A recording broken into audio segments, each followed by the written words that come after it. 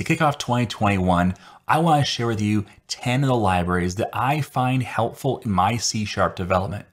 The best part is that these libraries are mostly, if not fully, free. They'll be at least free for you as a developer, but they may cost something in some commercial applications. Well, I think 2 or 3 of them do, though. Now, you see, as a developer, I like to focus on the primary purpose of my project. If I'm building something that is focused on, helping my clients in the retail industry, that's my focus.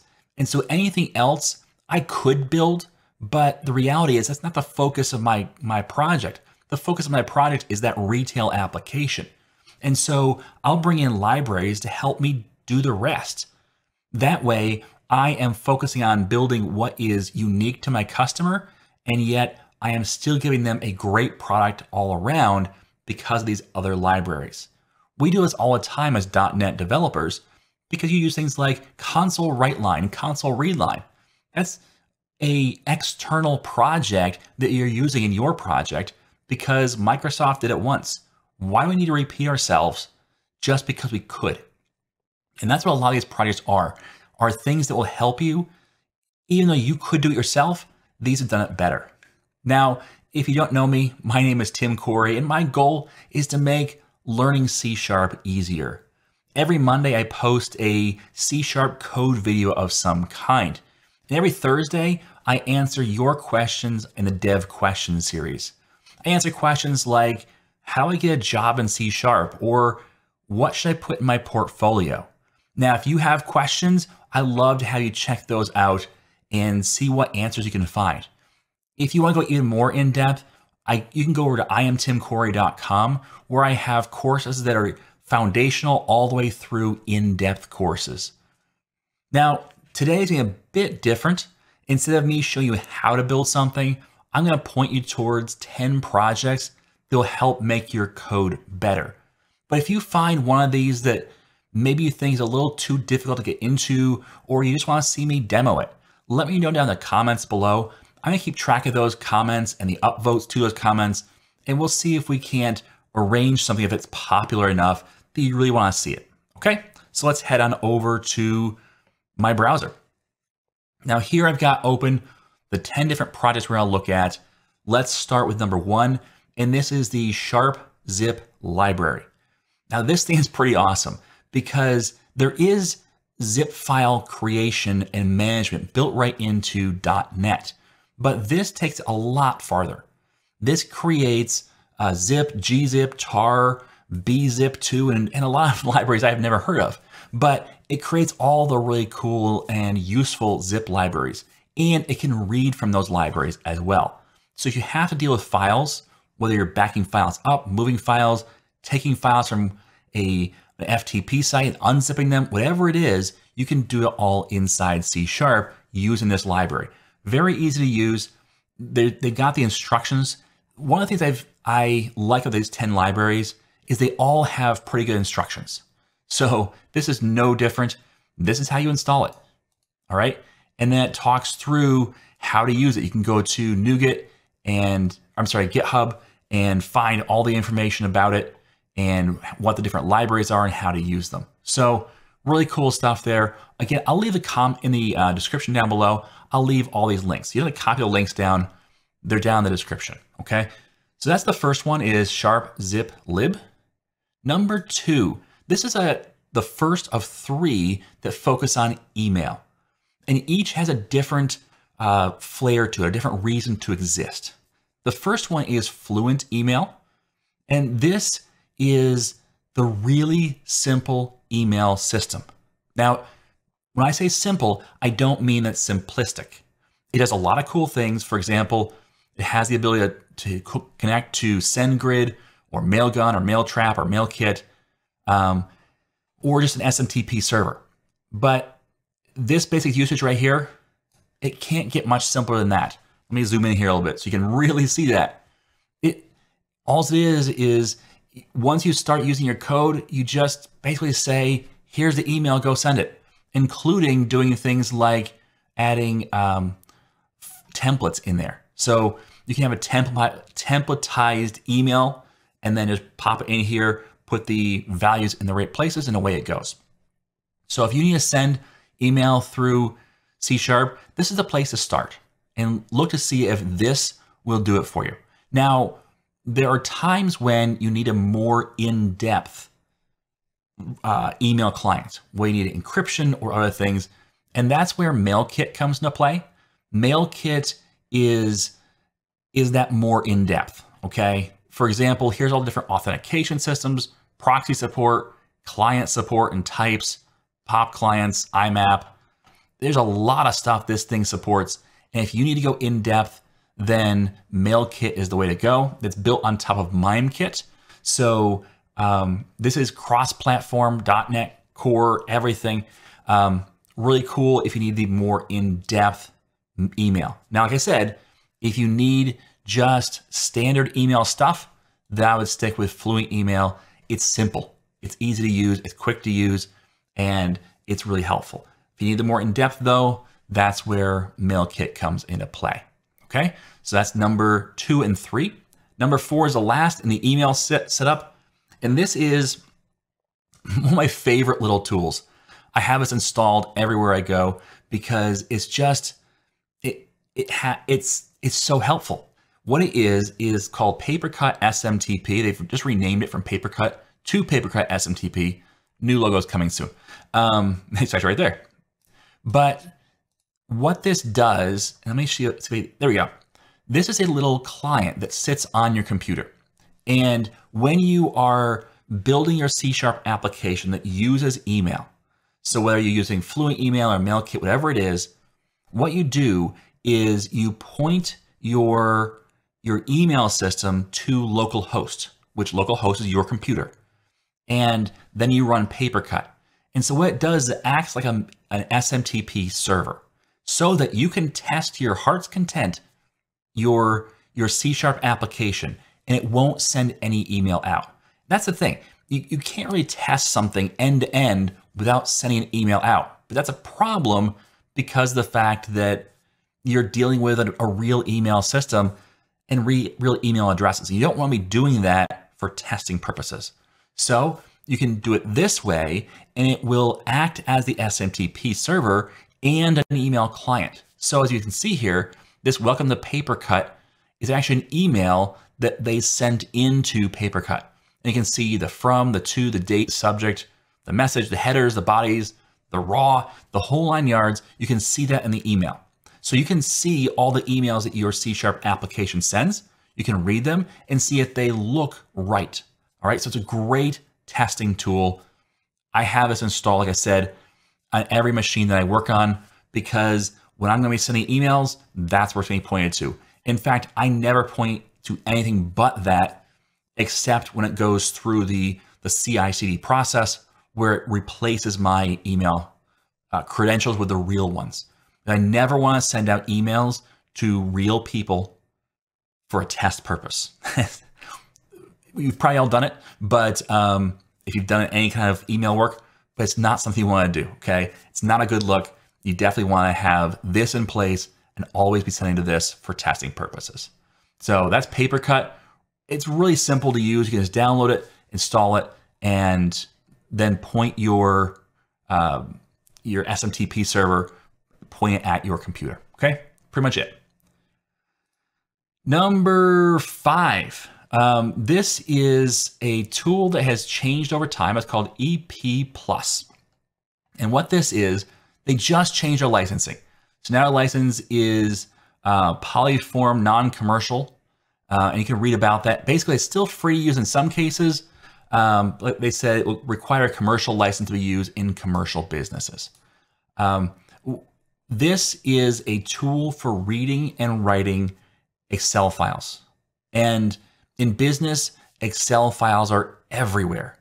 This is a way to integrate your C# applications with Excel, whether it is reading from somebody's Excel spreadsheet or creating Excel spreadsheets, kind of like a reporting tool. Really helpful stuff.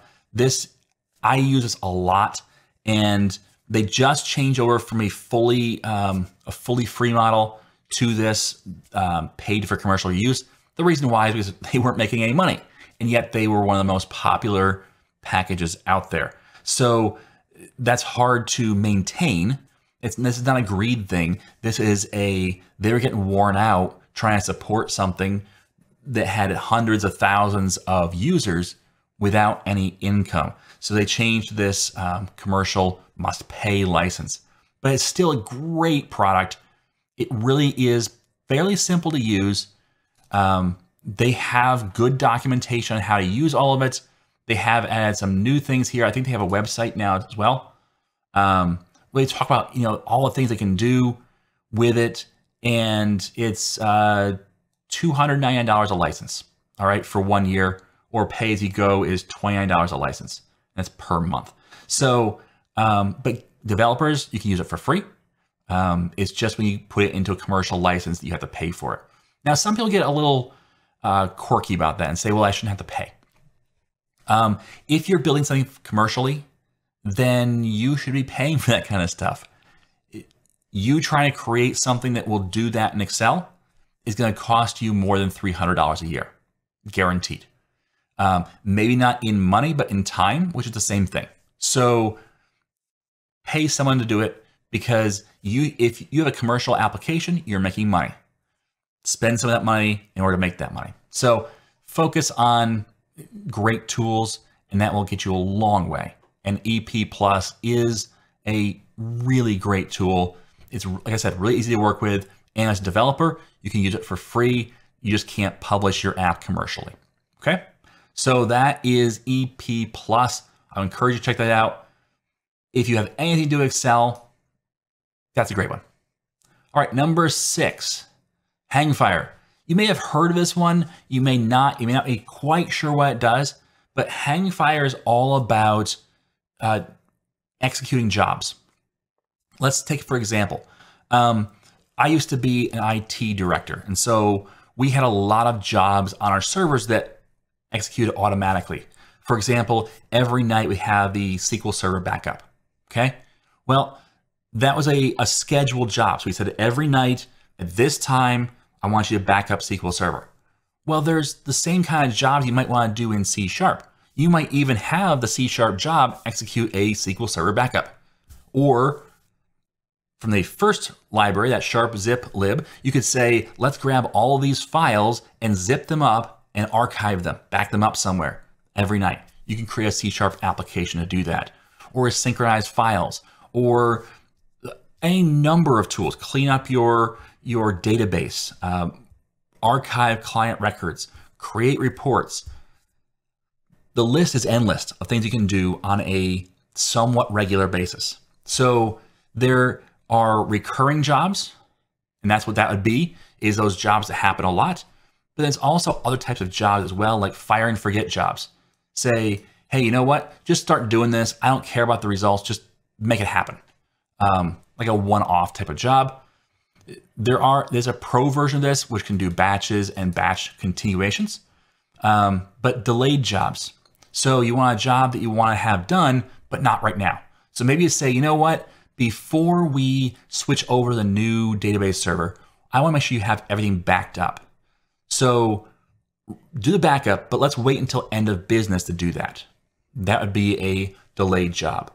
And then a continuation is you can kind of chain jobs. Okay, when this is done, I want you to do that next. So a lot of really cool stuff.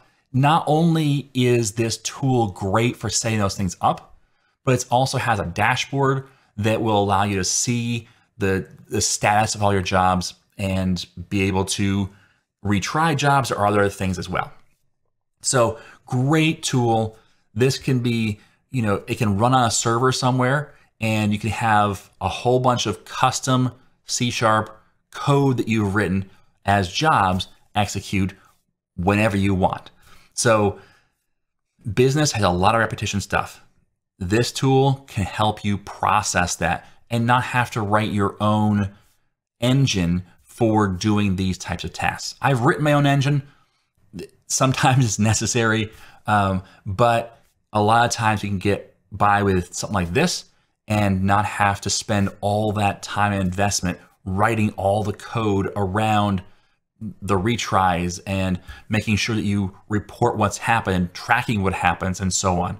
So Hangfire is a great product to look into if you have any kind of job that you want to integrate into your system to have a job execute automatically, schedule, and so on. All right. Real quick thing here. I used to work in a company where we had these fire and forget jobs. So we'd create PDF reports, but so when a user said, I want to report, it wouldn't happen automatically because it would overload the system. What we do instead is say, okay, I'll put that in a queue. And then as the system has enough cycles, it's going to create that report for you in the order that people requested it. So it may be that it shows up 30 seconds later, or it may be 5 minutes later, depending on how busy the system is. But that way, we wouldn't overload our server with 20 people at 8 o'clock in the morning requesting the same report. We could, well, first of all, we could make those the same report and not have to create 20 times, but even those different reports. We could say, okay, we'll start processing in the order we received it, and then when we're done, we're done. That way you don't overload the system at one point and have tons of free space at another. Really cool stuff you can do with something like Hangfire. All right, the next one. We talked recently on this channel about Azure Service Bus and about using queues. And I intentionally use Azure Service Bus because I found that was the easiest way of communicating that topic without adding another layer of complexity. But there is other tools out there. For example, RabbitMQ is another queuing system like Azure Service Bus, but it's not in Azure, obviously. It's just a third-party system you can install pretty much anywhere. And RabbitMQ is another great option.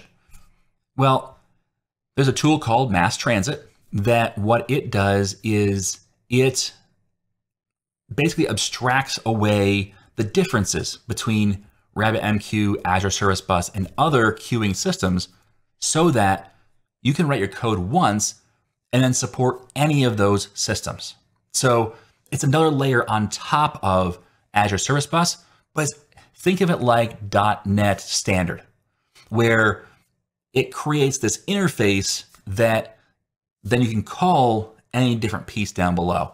So really cool system. It's free, open source, and all the rest. There is a little bit of a learning curve to it, but once you figure out how to use it, and the documentation is pretty great. There you go. There's all the stuff you can do here. It's got code samples. It talks about the various pieces. There's Azure Service Bus and how to integrate that and so on. But what this allows you to do is basically abstract away which queue you use and allows you to switch between them much more easily. That would allow you, for example, to start on RabbitMQ and realize, hey, you know what? We want to scale this. Let's move to Azure Service Bus, which is larger, more scalable. We can do that by just switching a little bit of code. And now all of a sudden we're on Azure Service Bus. We didn't have to change our entire application. Really cool stuff. So MassTransit, check it out if you're doing anything with queuing. Next up, Poly. So Poly it's a really cool little library. You might have seen it before, you might not. The really cool thing I think about this library is that it does some nice things with working with systems that might have faults, but they're little things that it does. It's not this huge, massive thing that is so clunky. It's really focused on what it does. So for example, there's different policies they have in place. I love this little chart here. It talks about the policy, the premise, also known as, and how does the policy mitigate that issue. So for example, let's talk about the retry policy.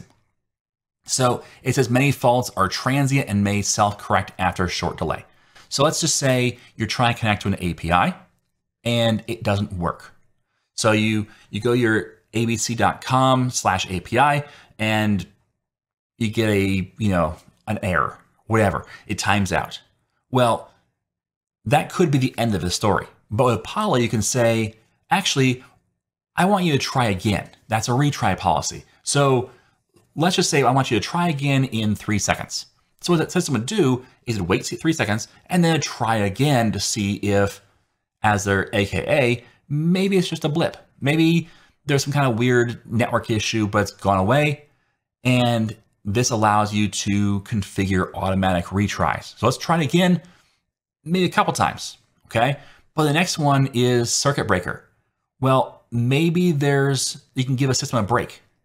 So if you keep doing that retry over and over and over again, but maybe it's just not just you, maybe you have a lot of different spots in your application that are trying again. And they're all trying, they're all doing retries. That can overload a system pretty quickly. So what a circuit breaker says is, let's do a timeout for a minute. Let's not try it at all for a minute. Let's clear the board here, because if we overload this system retrying, even if it comes back up, if it's a little shaky, we're going to crash it right back down to his knees because of all of our retries. So the circuit breaker policy is, let's pop that circuit breaker, let it cool off, and then we can come back to it later maybe.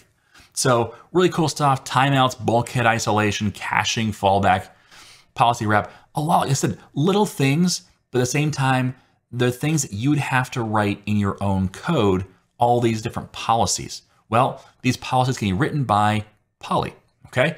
And even better, it's a fluent type system, so you can add these things together. You can figure out how they work and define them very clearly and readably. So really cool stuff that you can do here.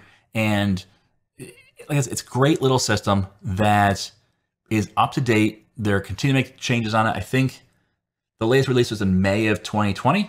And you know, they're still working on it today. So great tool. Check out Poly. Check out how to use it as well. Like I said, if you have any questions about any of these tools, and if you find that the documentation is not quite clear enough, you'd like to see more, let me know that down in the comments. I'll see if I can add it to the schedule for upcoming videos. All right, the next two I have shown up before in my videos. So if you have questions on these, I've already created a video for you. I anticipated, so go look for those. But Serilog is the next one, that's number 9. This is kind of the new de facto standard for .NET logging. It used to be Log4net. I loved Log4net once I figured it out. And I actually kind of got into teaching because of Log4net, because the documentation was thorough, but not clear. And so I spent a long time making it clear in my own mind and then documented it for others, really more for myself than others. But I figured I wasn't the only one that needed to know how to do this. And sure enough, I wasn't. And so that was Log4net. And that was .NET Framework. And Log4net worked great for .NET Framework. But now with .NET Core, we're kind of taking it up to the next level.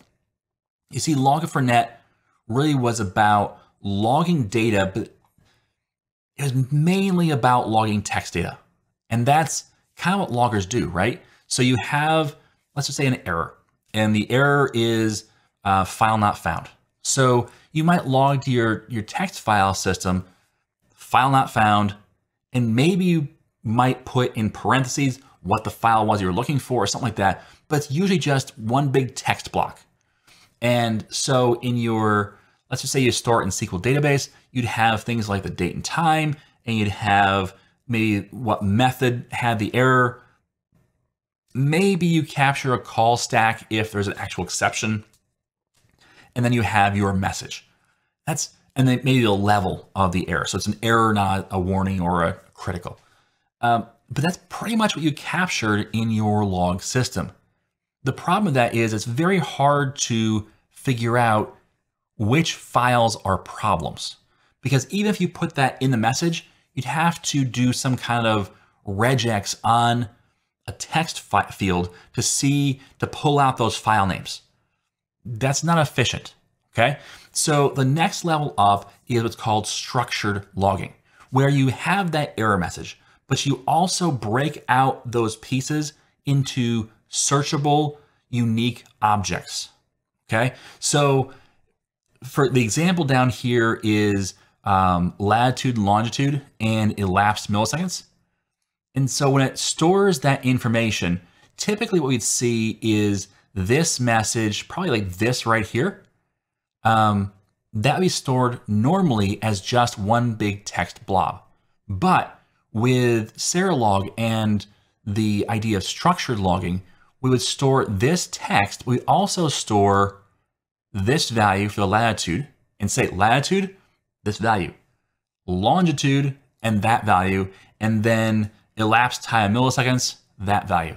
So we'd store those as separate values that you can query on, so that we could say, I want any information message where the elapsed time was over 30 milliseconds. And SQL could find that very simply because of the fact that it's stored as 34, not as a string inside of a larger string. So really cool stuff with logging. There's syncs for just about everything. A sync is a place to log to. So SQL database will be a sync, a text file will be a sync, a console will be a sync, and so on. Lots of different syncs. But one of the, I think, coolest syncs is called Seq, S-E-Q. And this is the place that, this is number 10, and it's the system that I think is really just awesome for logging. Logs are not useful if you don't read them. Don't log what you're not going to read. So if you say, well, I'm going to log, every time a user does anything. Cool, great. Are you going to read that? Because if not, you're just wasting space. And in a lot of ways, you are taking up processing time in your own brain trying to find the real issues. So I'm going to digress a little bit here and tell a story. Like I said, I used to work as an IT director, and my network director at the time, we decided we needed a logging system that would monitor all of our different servers. We maintained all of our Active Directory server, actually 2 of them, an Exchange server, a couple of SQL servers, and so on. So whenever something goes wrong, we want to know about it. And so we had created and installed, or we bought and installed this logging system that would monitor all these different pieces of information. And then what it would do is it could send an email to your inbox saying, hey, there's a problem. So whenever anything bad goes wrong, we should know about it. Well, my network administrator dialed in, these are things that be a problem. So if there's not enough disk space, we need to know about it. If the network's a little slow, we need to know about it.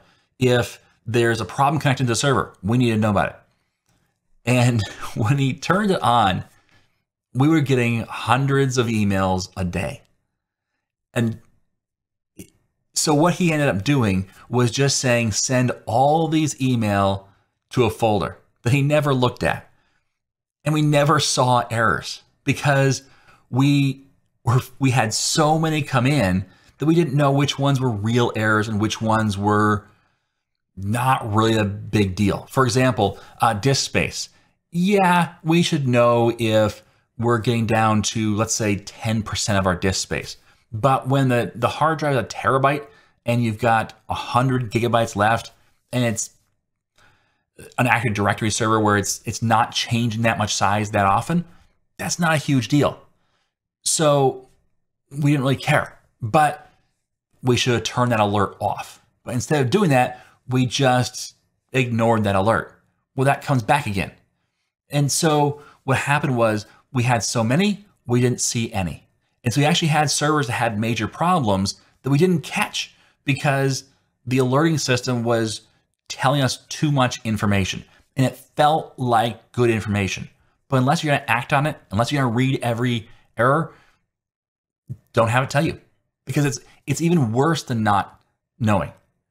Because by doing that, you hide everything.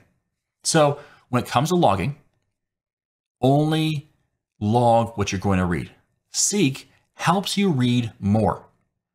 And the way it does that is, notice here, first of all, this screenshot is telling you all the information about an error. So this is that structured logging.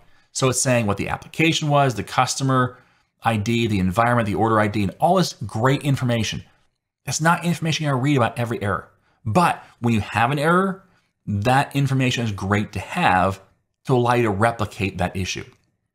But what it also does is they have dashboards. Let's see if we can pull up a dashboard here.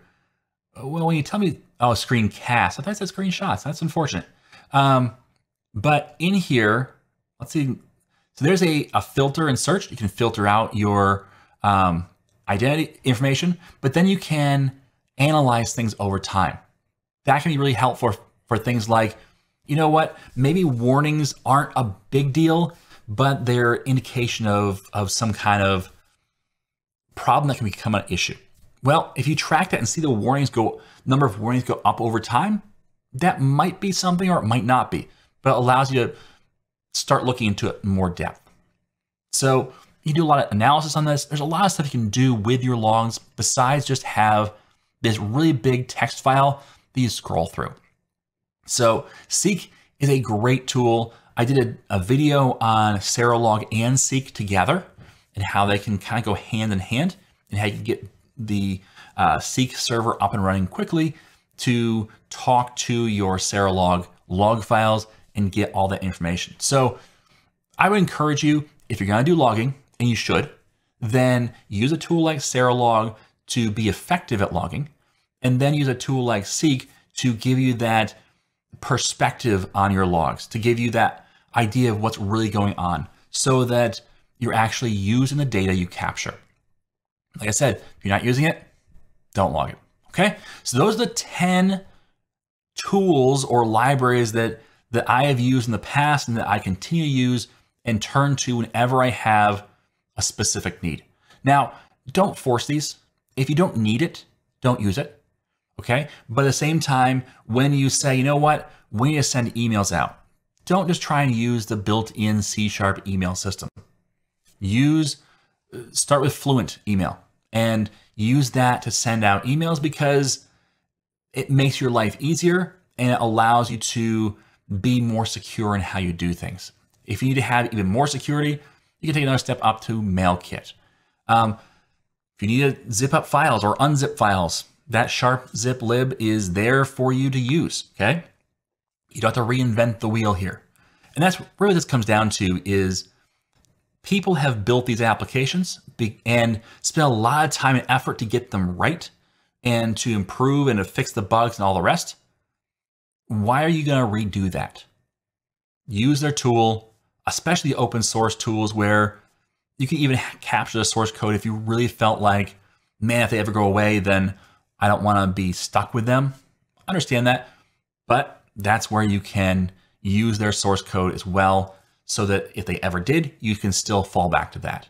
So I encourage you to at least think through these things through. And if nothing else, maybe learn from these open source repositories as well. Read through their code, see how they do things, see what they had to go through in order to conquer these different issues. Because then you can look at your project and say, maybe it's not my primary focus, so I shouldn't be spending all that time writing that code. Maybe I should allow you to write that code for me. All right. So that's it for the 10. Thanks for watching. If you have questions, leave them down in the comments below. If you want to see one of these things in more depth, leave that down in the comments below. Upvote ones that you see that you also want to see on a video in the future. All right. Thanks for watching. As always, I am Tim Corey.